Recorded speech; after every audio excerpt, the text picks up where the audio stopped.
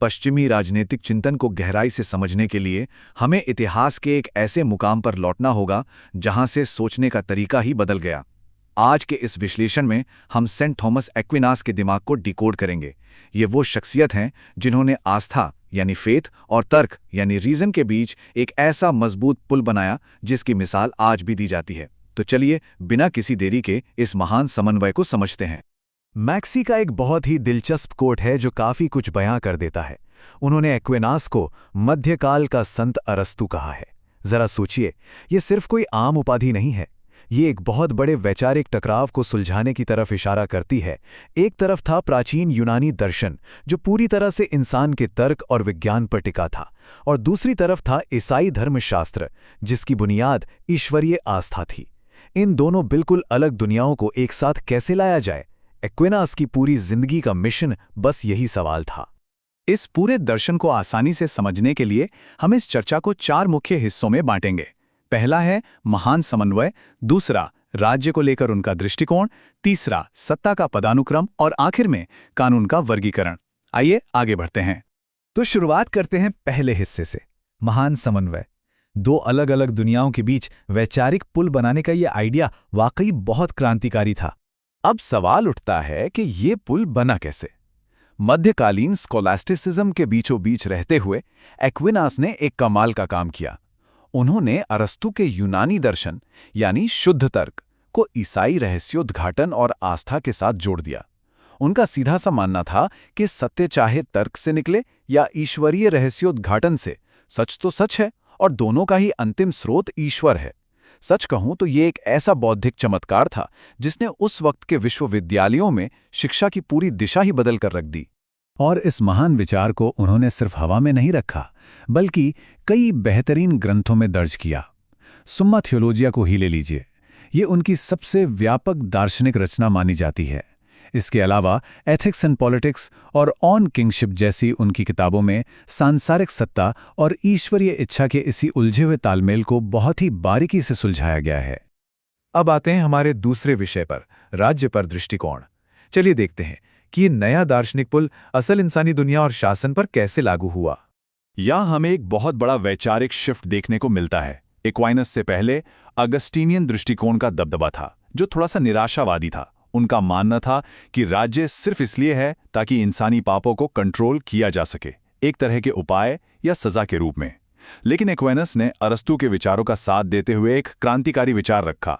उन्होंने कहा कि राज्य कोई सजा नहीं है, बल्कि एक बिल्कुल प्राकृतिक संस्था है। इंसान स्वभाव से ही एक राजनीतिक प्राणी है, इसलिए समाज और राज्य का बनना तो उसके अस्तित्व का एक स्वाभाविक और जरूरी हिस्सा है। राज्य को इस तरह एक प्राकृतिक संस्था मानने के कारण एक्विनास उस समय के समाज के बारे में कुछ बहुत ही दिलचस्प और विशिष्ट निष्कर्षों तक पहुंचे, खासकर जब बात संपत्ति और दास्ता जैसे पेचीदा मुद्दों की आती है। सामाजिक व्यवस्था को लेकर एक्विनास का नजरिया काफी व्यावहारिक था।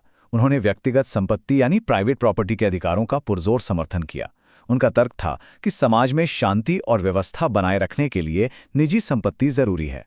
वहीं अगर दास्ता की बात करें तो उन्होंने इसे सीधे तौर पर प्राकृतिक तो नहीं माना, लेकिन उस समय की सामाजिक परिस्थितियों और मानव उपयोगिता के संदर्भ में इसे एक संस्था के रूप में जरूर स्वीकार किया।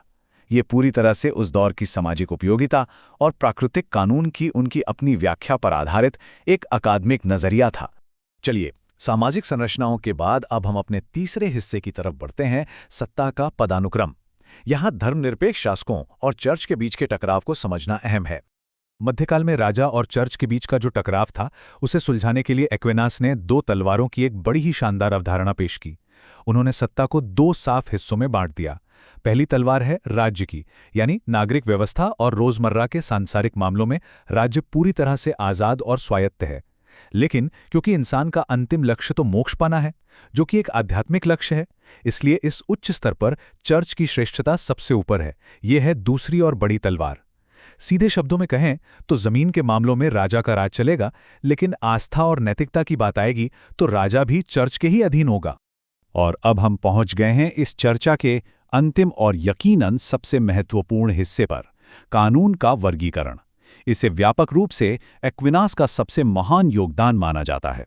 कानून का ये पूरा ढांचा यूनानी और रोमन विचारों का एक बेहतरीन मिक्स है। एक्विनास ने कानून को एक के ऊपर एक टिकी 4 सीढ़ियों में बांट दिया: शाश्वत, प्राकृतिक, मानवीय और ईश्वरीय कानून। ये महज कुछ नियमों की लिस्ट नहीं है, बल्कि पूरे ब्रह्मांड को चलाने वाली एक बेहद तार्किक और मास्टरफुल संरचना है। तो आइए इस पदानुक्रम की हर एक सीढ़ी को खोलकर समझते हैं। इस पदानुक्रम में सबसे टॉप पर है शाश्वत कानून, यानी इटर्नल लॉ। ये पूरे ब्रह्मांड के लिए ईश्वर का एक भव्य मास्टर प्लान है। आप इसे एक ऐसा ईश्वरी तर्क मान सकते हैं जो समय की सीमाओं से परे है और हमेशा से मौजूद है। इस ब्रह्मांड की हर एक चीज, चाहे वो कोई ग्रह हो या हम इंसान, अप्रत्यक्ष रूप से इसी शाश्वत योजना के हिसाब से काम कर रहे हैं। यही इस पूरे कानूनी ढांचे की अपरिवर्तनीय नींव है। अब इस ईश्वरीय योजना का वो हिस्सा जिसे हम इंसान अपनी बुद्धि और तर्क से समझ सकते हैं, उसे प्राकृतिक कानून या नेचुरल लॉ कहते हैं। ये कोई ऐसा वैसा मनमाना कानून नहीं है, ये सार्वभौमिक है, मतलब सबके लिए एक समान है। हमारे अंदर सही और गलत को पहचानने की जो एक स्वाभाविक समझ होती है ना, बस वही प्राकृतिक कानून है। ये उस शाश्वत योजना में हमारी अपनी प्रत्यक्ष तार्किक हिस्सेदारी है। इसी प्राकृतिक कानून से निकलता है मानवीय कानून, यानी ह्यूमन लॉ। हमारे रोजमर्रा के जीवन और समाज को सुचारू रूप से चलाने के लिए हम जो भी नियम बनाते हैं वो सब मानवीय कानून है। लेकिन यहाँ एक बहुत बड़ी शर्त है। ये नियम जन कल्याण के लिए तर्क पर आधारित होने चाहिए और इन्हें कभी भी प्राकृतिक कानून के खिलाफ नहीं होना चाहिए। एक्विनास का साफ कहना था कि अगर कोई मानवीय कानून प्राकृतिक कानून को तोड़ता है तो फिर वो कानून कहलाने के लायक ही नहीं है। और आखिरकार इस पूरे ढांचे को जो चीज मुकम्मल करती है वो है ईश्वरीय कानून या डिवाइन लॉ। देखिए, इंसानी तर्क की अपनी कुछ सीमाएं होती हैं और सिर्फ तर्क के बल पर मोक्ष तो नहीं पाया जा सकता। इसलिए ईश्वरीय कानून वो है जो सीधे धर्म ग्रंथों के जरिए ईश्वर द्वारा प्रकट किया गया है। ये विशेष रूप से हमें हमारे अलौकिक और आध्यात्मिक लक्ष्यों तक पहुंचाने के लिए मार्गदर्शन करता है। यही इस भव्य कानूनी संरचना का अंतिम और सबसे अहम हिस्सा है। इस अद्भुत कानूनी संरचना को समझने के बाद एक बहुत ही गहरा सवाल जहन में आता है। मानव तर्क और उच्च नैतिक कानून के बीच जो ये जबरदस्त समन्वय एक्विनास ने बिठाया था, वो आज की हमारी आधुनिक कानूनी प्रणालियों को किस तरह आकार दे रहा है। जरा सोचिए, आज भी जब हम मानवाधिकारों या प्राकृतिक न्याय के सिद्धांतों की बात करते हैं तो कहीं ना कहीं हम एक्विनास के उसी शाश्वत और प्राकृतिक कानून की गूंज सुन रहे होते हैं। सदियों पहले बना ये वैचारिक पुल आज भी हमारे समाज का आधार कैसे बना हुआ है, ये वाकई सोचने वाली बात है। तो इस दिलचस्प सवाल के साथ आज के इस विश्लेषण को हम यहीं विराम देते हैं।